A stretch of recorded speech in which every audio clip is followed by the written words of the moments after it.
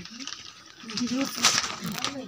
गणेशाय नमः. गणपतीला सूर्याला नमस्कार करून संक्रांती पाठ ऐकावं. शके 19 ऐकून घ्या मग बोला. शके 1943 13 तारखेला गुरुवारची भोगी त्या दिवशी एकादशी आलेली आहे. शुक्रवारी द्वादशीला संक्रांत आहे. यंदाची संक्रांत 14 तारखेला असून संक्रांत बसली हे वाघावर, किंक्रांत बसली घोड्यावर. संक्रांतीचं अंगावरती कपडे पिवळे वापरले आहेत. अंगामध्ये सोनं नाही, मोती वापरले आहेत. कपडाला तरी केशरी गंध लावला आहे. एका हातात गदा घेतली, एका हातात खापर घेतलं, एका हातात फूल घेतलं. वासा करतात ते 9 हात असतात. संक्रांत यंदा कुमारिका आहे, खाली बसलेली आहे. संक्रांत यंदा पायस म्हणजे खीर खवरायली. संक्रांत सर्पच जाती जन्माला सापाच्या.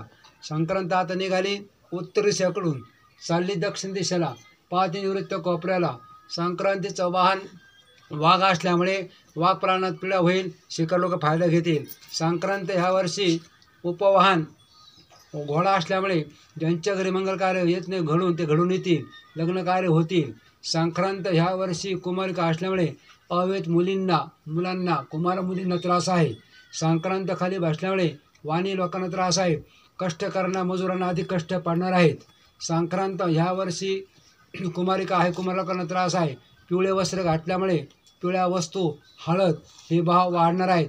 परंतु मोती वापरल्यामुळे सोन्याचे भाव कमी होणार आहेत. संक्रांत यंदा खीर खात असल्यामुळे तांदूळ, साखर, दूध, तूप यांचे महागाई होणार आहेत. संक्रांतीचा रासना आनंद असल्यामुळे चलवर्षी अधिक पाऊस आहे.